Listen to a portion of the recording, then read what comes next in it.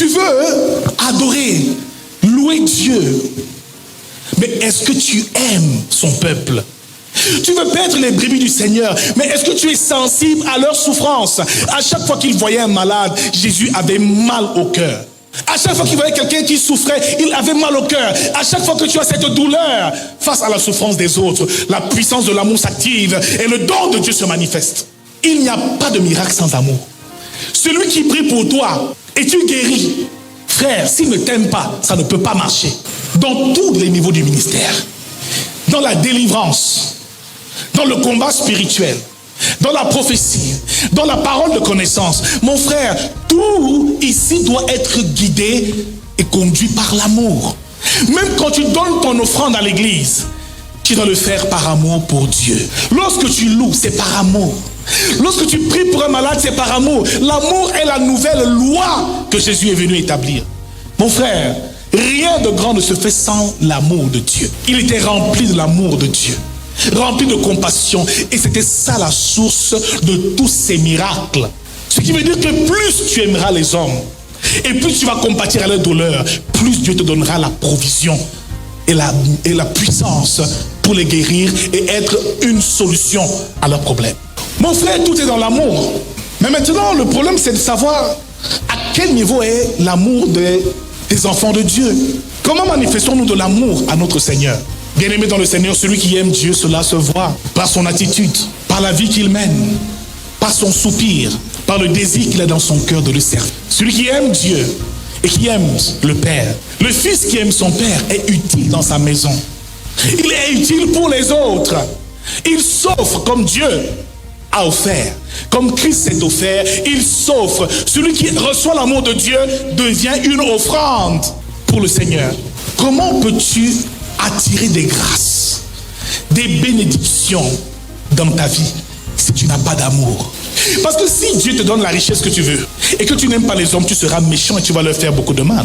Si Dieu te donne la femme ou le mari que tu désires et que tu n'as pas reçu au préalable l'amour dans ton cœur, tu vas détruire la vie de cette femme. Rassure-toi d'avoir assez d'amour en toi pour pouvoir en donner. On ne peut donner que ce qu'on a reçu. Cet amour est une lumière en soi qui doit se transmettre. Ton simple bonjour, ton simple shalom à une personne doit pouvoir la peser au nom de Jésus-Christ. Donc plus tu es rempli de l'amour de Dieu, plus cet amour-là parvient à accomplir des choses excellentes. Mon frère, les guérisons, les miracles, la parole de connaissance, on ressent une personne qui aime Dieu. Elle est toujours présente dans sa maison. Elle le sert, elle lit sa parole, elle est utile, elle soupire, elle a soif de Dieu chaque jour. Mon frère, je prie pour que cet amour jamais ne te quitte au nom de Jésus-Christ. Parce que c'est ce que le diable veut. Quand l'amour de Dieu quitte ton cœur, il peut faire de toi tout ce qu'il désire et tout ce qu'il souhaite. L'amour est donc la source de toute vie, de tout miracle et de tout ministère, œuvre grande qui doit s'accomplir sur terre. Qu'est-ce que l'amour dont nous pousse à faire? Qu'est-ce que l'amour nous pousse à faire? La première chose que l'amour nous pousse à faire, pour la première conséquence de l'amour, pour la résultante de l'amour, la première chose, c'est que l'amour t'emmène à pardonner au prochain. Il dit, pardonne nos offenses, comme nous pardonnons aussi à ceux qui nous ont offensés. Celui qui aime profondément pardonne. Il y a des personnes qui ne savent pas pardonner, qui ont de la peine à pardonner et qui ont des cœurs endurcis. Celui qui aime pardonne. Quel que soit ce qu'on lui fait, il pardonne. Il a en lui la capacité de pardonner. Qu'est-ce que Jésus a fait? À la croix, il dit, Père, pardonne-leur, car ils ne savent ce qu'ils font. Un homme t'a rejeté, une femme t'a méprisé, quelqu'un t'a extorqué de l'argent, quelqu'un a abusé de ta confiance, quelqu'un a fait du mal à un membre de ta famille. Mon frère, pardonne. Bien-aimé, parce que l'amour de Dieu te pousse à pardonner. Comme Dieu t'a pardonné. Mon frère, pardonne. Ne garde jamais de rancœur vis-à-vis de pour qui que ce soit dans ta vie. Que ton cœur soit fait pour aimer, juste aimer, non pour haïr et détester. Parfois, nous emprisonnons les gens dans des cages. Je ne lui parle plus. Je ne marche plus avec lui. Quel que soit ce qu'il m'a fait, je ne le jette plus. Mon frère, il n'y a pas d'amour. Bien aimé, la première chose que l'amour te fait faire, c'est de pardonner. Dis avec moi, pardonne. Pardonne. Deuxième chose, l'amour te pousse à regarder les hommes sans les juger. Et Matthieu 7 nous dit, ne jugez point afin de ne point être jugé. Ce qui veut dire ici clairement que tout homme qui a l'amour de Dieu en lui ne juge pas d'autres hommes. Parce que si tu juges un homme, tu prends la place de Dieu. C'est un péché très grave. Dieu est le seul qui juge. Bien-aimés, nous émettons tellement de jugements dans la vie des uns et des autres. Et dans l'église, c'est encore grave et c'est pire. Dans le monde même, certaines pardonnent. Mais dans l'église, on se juge tellement. Ah, telle sœur a fait ceci. Ah, tel frère fait ceci. Ah, il ne donne pas ceci. Il a fait comme ça. Nous sommes pleins de jugements. Et plus nous jugeons, plus Dieu nous ignore. Dans Jean chapitre 8, lorsque cette femme a été traînée à la sortie de la ville par les pharisiens et ce peuple qui voulait la lapider, elle avait été accusée de quoi? D'adultère. Lorsqu'on approche Jésus, ils amènent cette femme devant qui? Le maître. Qu'est-ce que le maître était en train de faire? Le maître était en train d'écrire sur du sable. En réalité, ces hommes voulaient tenter Jésus. Cette femme a été surprise en flagrant délit d'adultère. Et la loi de Moïse nous dit de la lapider. Mon frère, il ne résidait en ces hommes aucun amour. Dis avec moi, dans la loi, il n'y a pas d'amour. C'est œil pour œil et dent. Tu me fais de mal et je te rends le même mal. Tu vas voir ce que tu vas voir. Je vais te faire. C'est la loi. Et Jésus est venu accomplir cette loi et la faire changer. Qu'elle se transforme en amour. Frère, ils ont approché Jésus. Jésus les ignorait pendant qu'il parlait. Le but, c'est qu'ils voulaient que Jésus tombe et dise quelque chose de mal par rapport à la loi de Moïse pour qu'il soit peut-être lapidé avec elle aussi. Mais le maître était trop sage. Alléluia. Le maître était trop sage. Ces hommes sont donc venus juger cette femme. Ils se sont établis juges dans la vie de cette femme. À chaque fois que tu jugeras les hommes, Dieu va t'ignorer. Pendant qu'il parlait, se plaignait de ce que cette femme faisait, Jésus ne les regardait pas. Il écrivait lui au sol.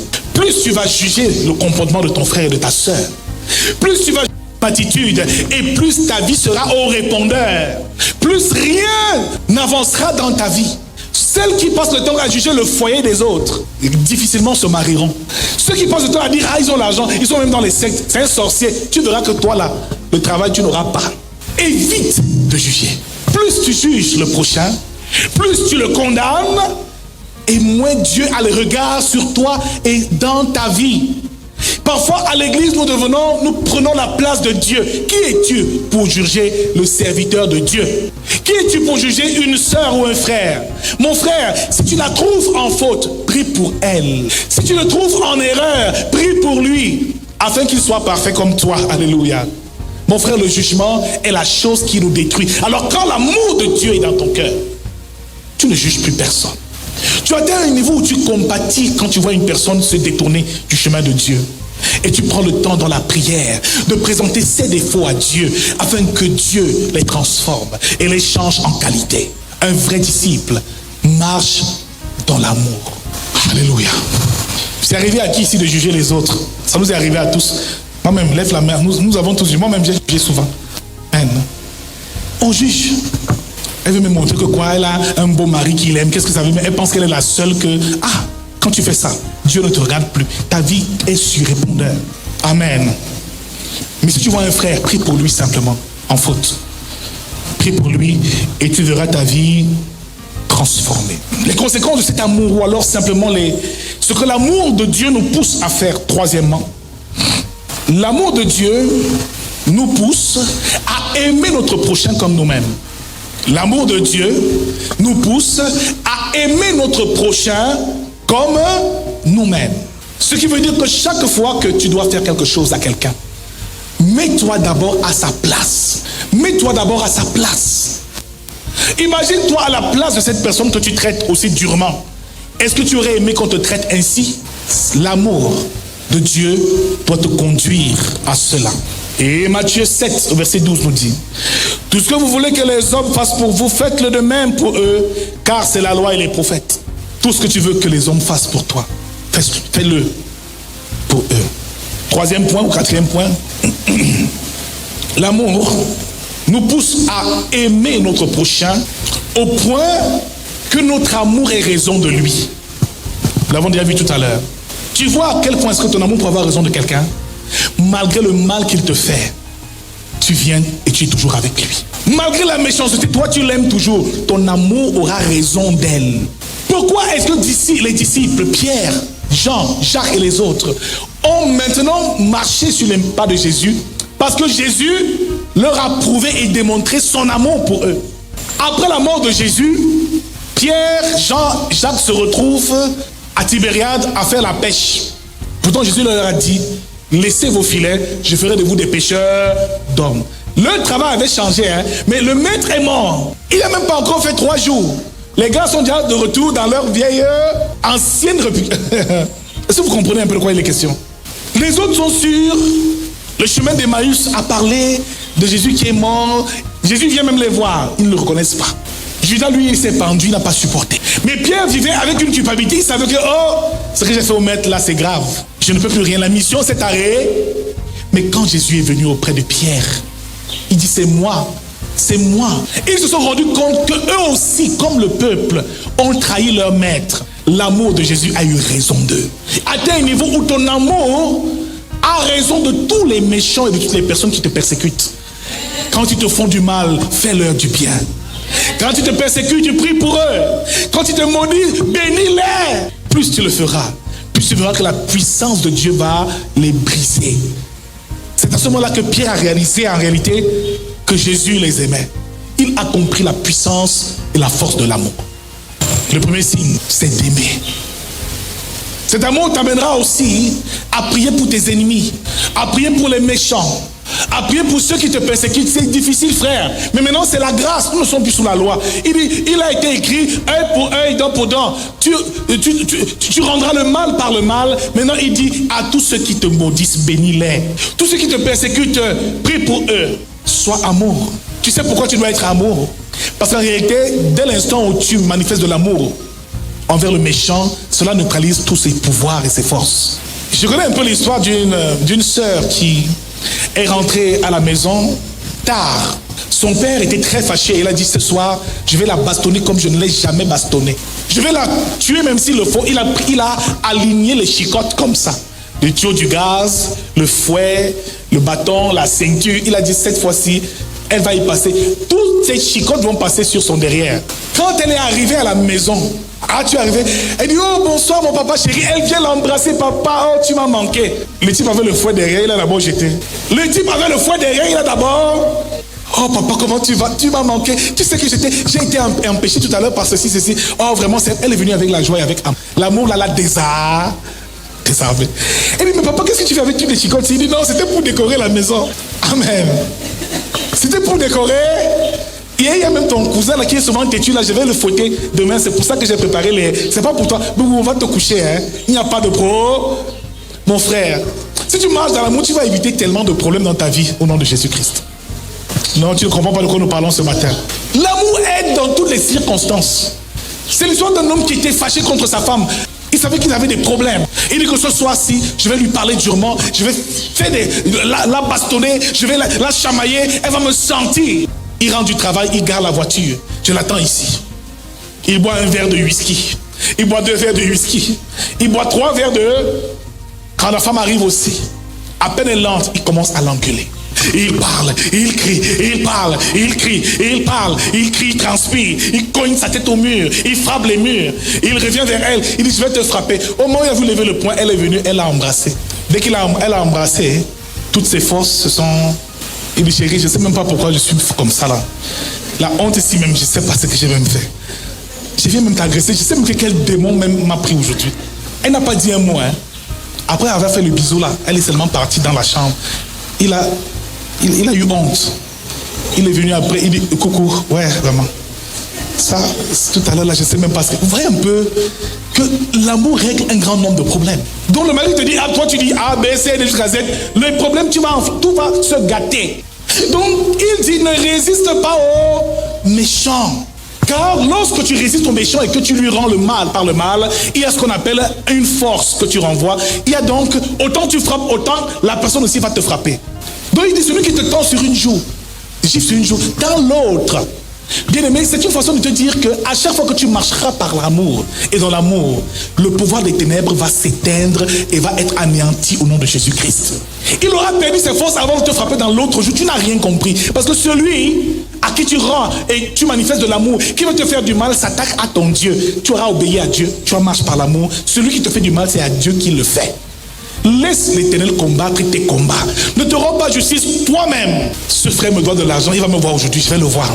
L'argent là, il va me rendre, il ne me rend pas ici, il ne sort pas d'ici. Vous commencez la bagarre. La bagarre là ne va même pas s'arrêter. La haine, la méchanceté. Le diable aime bien ce climat d'hostilité.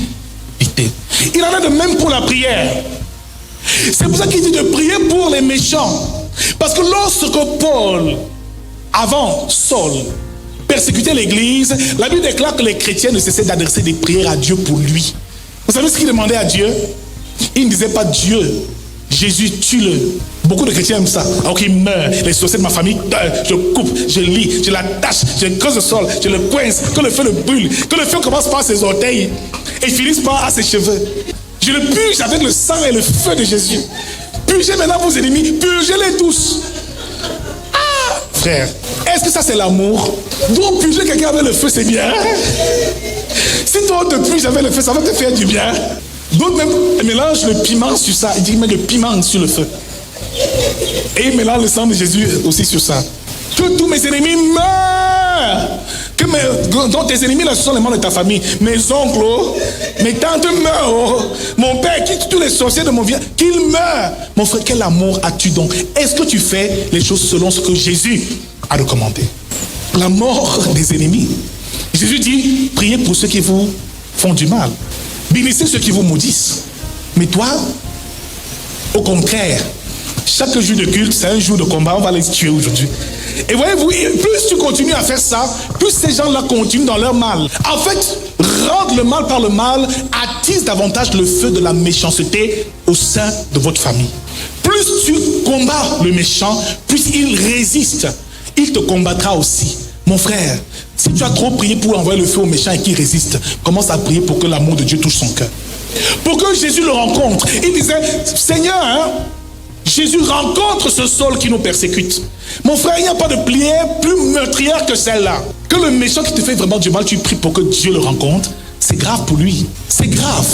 Parce que quand Jésus est venu voir Saül, il dit, Saul, Saul, pourquoi me persécutes? À l'instant, il s'est agenouillé, il s'est prosterné, les yeux aveugles, couchés. Il a commencé à devenir lui aussi un serviteur de Dieu. 3 jours sans voir, sans rien manger, sans boire. Jésus envoie maintenant Ananias à prier pour lui. Maintenant, son cas est réglé. Je lui prophétise que le méchant qui te persécute là donnera sa vie à Jésus.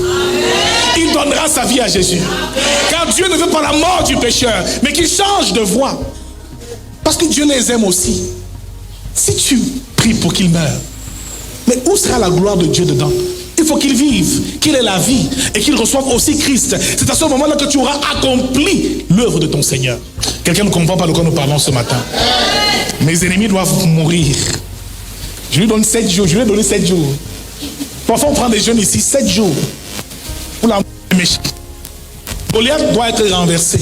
Pharaon doit mourir. C'est pas mauvais. Mais si ça ne marche pas, prie pour lui. Peut-être que Dieu a un plan pour lui. Et la grâce est disponible pour tout le... Vous voyez comment est-ce que celui-là qui persécutait les chrétiens, Jésus l'a utilisé et il a accompli l'un des plus grands ministères de la Bible. Plus que les apôtres qui ont été avec Jésus. Vous vous rendez compte? Donc le méchant que toi tu agresses aujourd'hui, pour qui je ne prie pas là, dans ta famille, peut-être que Dieu même a un plan pour lui. C'est pour ça qu'il résiste encore. La seule chose à faire maintenant, c'est mettre tes genoux au sol. Apprends un peu à jeûner pour ces gens qui te persécutent. Apprends à prier et à humilier ton âme devant Dieu, pas seulement pour tes bénédictions, mais pour le salut de ces âmes, de tous ces sorciers de ton village qui t'empêchent d'évoluer. Dis Seigneur Jésus, je te les confie. Touche-les, rencontre-les. Tu verras que dans son fétiche, un jour, pour Jésus va apparaître, c'est terminé. Il va revenir lui aussi, il va commencer à dire, je voudrais mon Dieu. Tu dis, lui aussi, non, le sorcier, si. Devenu chrétien, c'est incroyable. Imaginez un peu ce que les gens ont pensé de Saul, qui persécutait l'église, qui devient lui-même maintenant apôtre, qui prêche Jésus. Mais qu'est-ce qui a conduit pour la prêcher Jésus? C'est la prière de ce peuple. Ils ont prié Jésus. Et on dit Jésus, rencontre-le. Rencontre-le. La grâce est disponible. La grâce est disponible. Elle va même si loin. Parce que Jésus atteint un niveau où, sur la croix, la première personne à inaugurer le paradis, c'est un pécheur, c'est un voleur. Ça m'a fini. À la croix, un brigand était à gauche, l'autre était à droite. Alors celui de gauche parle à Jésus, à droite de Jésus parle. Souviens-toi de moi quand tu viendras dans... Qu'est-ce que Jésus fait? Il dit ce soir même, tu seras avec moi au paradis. Amen. Avant la mort de Jésus, personne n'avait encore été sauvé. Hein? Voyez-vous celui qui vient inaugurer le paradis là, ce n'était pas un enfant de Dieu, un brigand. Donc frère, pardon. Diminue un peu le feu. Dis-le à quelqu'un, diminue un peu le feu. Cesse de puiser tes ennemis avec le feu. Cesse de tirer les mitraillettes de Jésus au nom avec le feu. Prie pour leur repentance. Prie pour leur salut. Et jeûne pour que Dieu les visite. Quand tu feras ça, tu leur donneras de l'amour. Et celui qui te fera du mal, bien-aimé, ce sera des buissons ardents sur sa tête. C'est grave. Même quand tu l'as fait, donne-lui à manger. C'est ce que la Bible nous dit. Plus tu vis ainsi d'amour, plus il est incapable de te faire du mal. Donc ne fuis pas le sorcier de ton village. Il dit, il fait trop le marabout. Non. Embrasse-le, donne-lui à manger, serre-le, prie pour lui. Plus tu agiras ainsi, moins il aura de force sur toi. Il n'en aura même plus parce que ton amour, la puissance de Dieu va l'anéantir. C'est pour ça que les chrétiens sont souvent persécutés. Toute une nuit, je lis, je coupe, je brise, je lis, je coupe. Et moi, ça ne change pas. Hein. Chaque vendredi, elle fait la même chose. Toujours les persécutions, les blocages en désordre. Parce que plus tu attaques l'ennemi, plus lui aussi t'attaque. Maintenant, cesse d'attaquer, prie seulement. Intercède pour lui. Envoie-lui de l'amour et de la lumière. Et tu verras Dieu le restaurer au nom de Jésus. Dis avec moi, l'amour va sauver quelqu'un. L'amour va sauver ta famille. L'amour va sauver tout ce qui était mort dans ton existence. L'amour a un pouvoir, c'est la plus grande puissance qui soit.